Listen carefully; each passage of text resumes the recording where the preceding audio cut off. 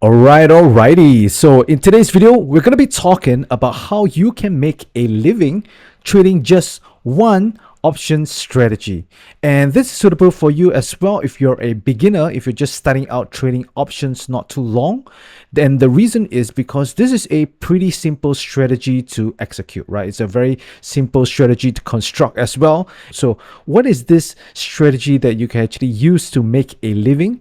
Well, it is the put credit spread, right? Also known as the bull put spread. So you might be wondering, why use the put credit spread, especially, if you were to rely on just one strategy to earn a living, right? Just through trading this strategy.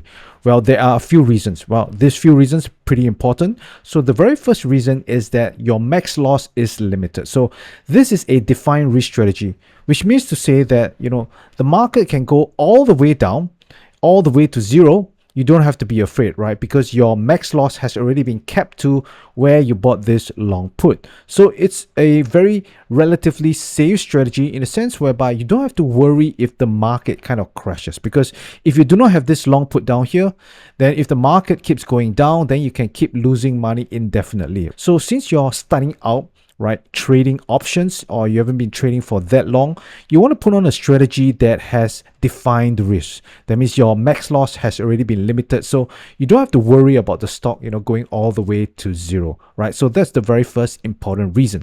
Now, the second reason is that the put credit spread has a very high win rate, right? You can see down here, the win rate is about 80 to 90%, depending on how you manage it, right? So basically, it has a pretty high win rate, but this also depends on two things, right? Number one, you need to put on the right underlying, which I'm going to touch on later on. And number two, you need to choose the right delta. So I'm going to show you both of them for this strategy, how you're going to actually execute it, so you can get, pretty high win rate.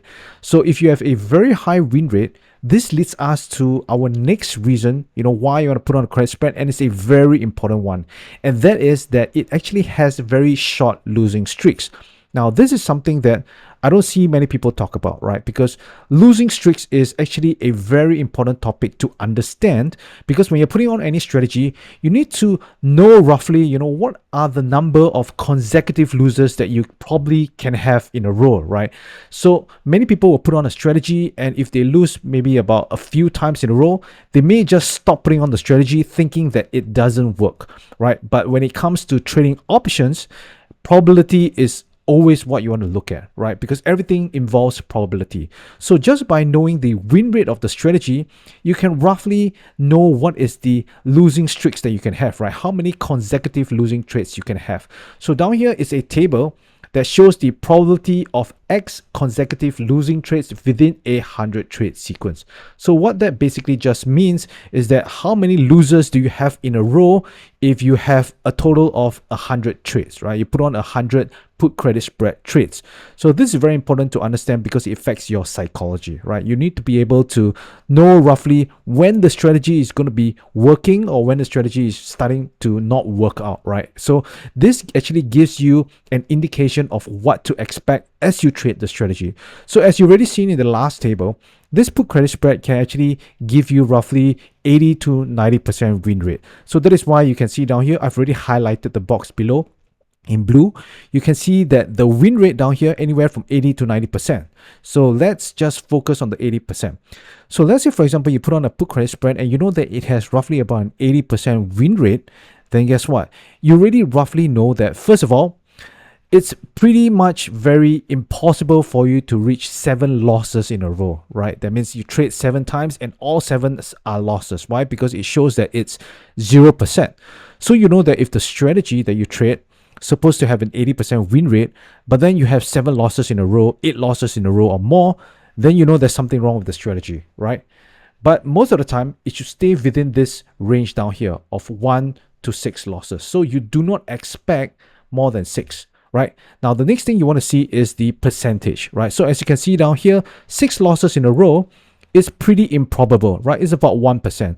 So not to say that it won't happen, it's just that it's very rare, right? That means to say you probably want to have 100 times 100 trade sequence before you have one time roughly you have about 6 losses in a row. So this is pretty improbable. So we will be roughly like striking this out. 3% also pretty improbable.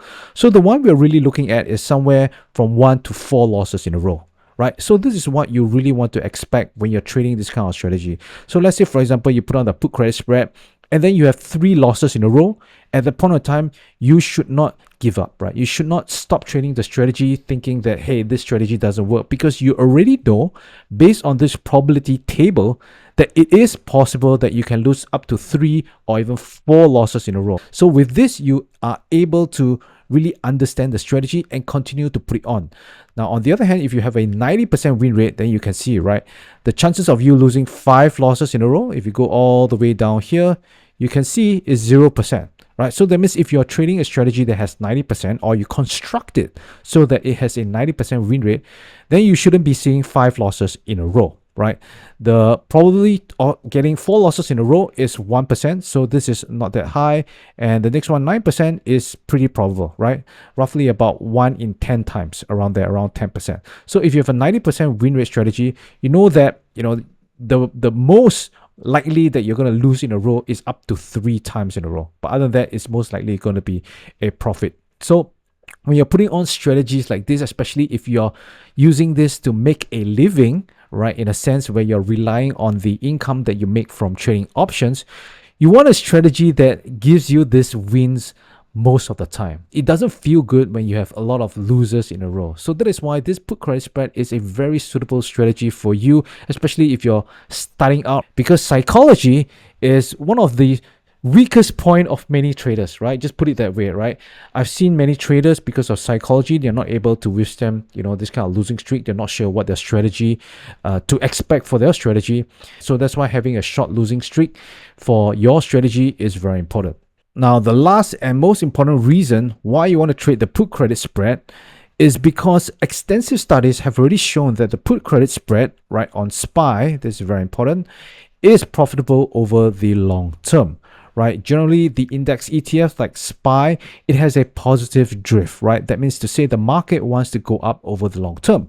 So if you're putting on the put credit spread, which is a bullish strategy, if the market keeps going up, then you're always going to be profitable in the long term. So that is why it's very important to also choose the right underlying when you're trading the put credit spread. And by default, if you were to choose SPY, this index ETF, then you know that you're going to do pretty well, right? Because as you can see down here, this study down here is pretty extensive. And as you can see, this study is over a decade or so, right? You can see since 2006, even went to the time where there's the subprime crisis in 2008, right? It went through that, and the market just kept going up, right? So this is very important to understand, because if you already know that tests have already shown that you can be profitable over the long term, again, this is another keyword, long term, then you're going to have confidence to put your money into the market. You're going to have confidence to trade the strategy, and you're not going to be, worried whether this strategy is going to work out in the long term. Because if you think about it, it all makes sense. Number one, the index ETF, right, SPY,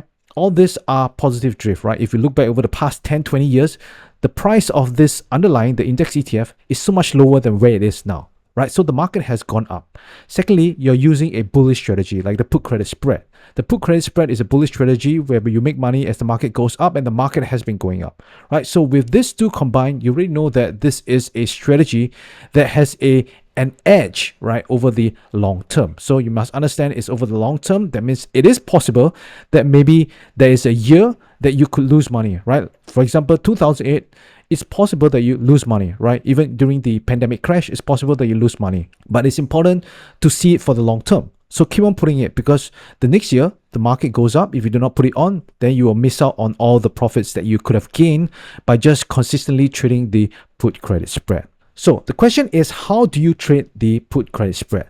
So there are two methods to trade the put credit spread. The first method is the perpetual method, and the second one is the selective one. By the way, if you like this video so far, please subscribe and also click the thumbs up button, and also do get your free copy of the Options Income Blueprint, where I share the top 3 option strategies that help you generate a consistent income each month, trading just 1 to 2 hours a day, right? So if you want to go ahead to get this copy, just head on over to optionswithdavis.com/blueprint. All right, back to the video. So let's get into the perpetual one first.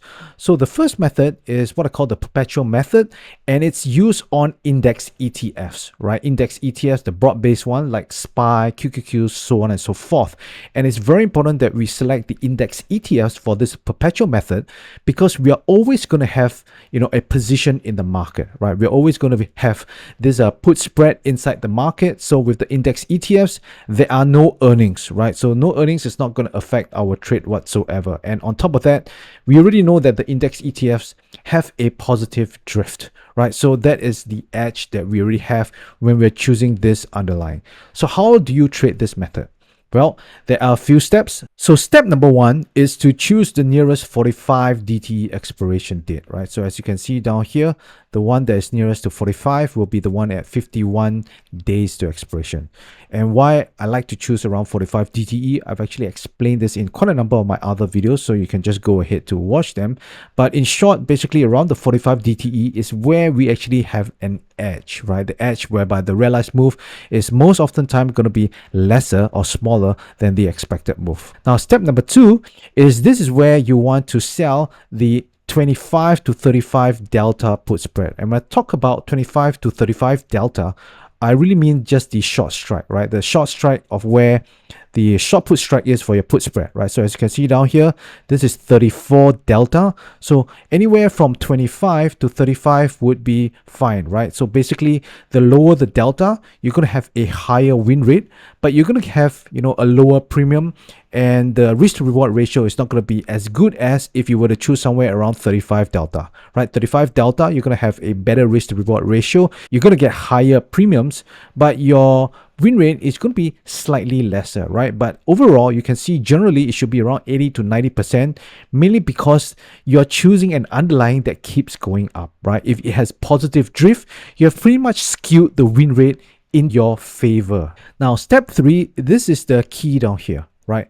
Once it reaches 21 DTE, you want to close out the trade regardless of your P&L. Right, so as you can see down here, the studies which I've shown you earlier, if you were to close out at 21 DTE, you generally have a better performance than if you were to hold to expiration, right? So as you can see at the top, this chart down here, 21 DTE performs slightly better than holding all the way to expiration, and your annual ROC, which is your return on capital, is higher as well if you were to manage it early. So that is why, if you are trading this perpetual method, you want to exit at 21 DTE. And another important point is also, if you were to exit at 21 DTE, you reduce your chances of early assignment, right? If you were to hold the expiration and if it's in the money, then you have to go through the whole thing of unwinding your assignment, right? You'll be long 100 shares. And if you don't have, enough capital to long the 100 shares, then you're going to get a margin call, right? Especially if you're doing this on the index ETFs like SPY.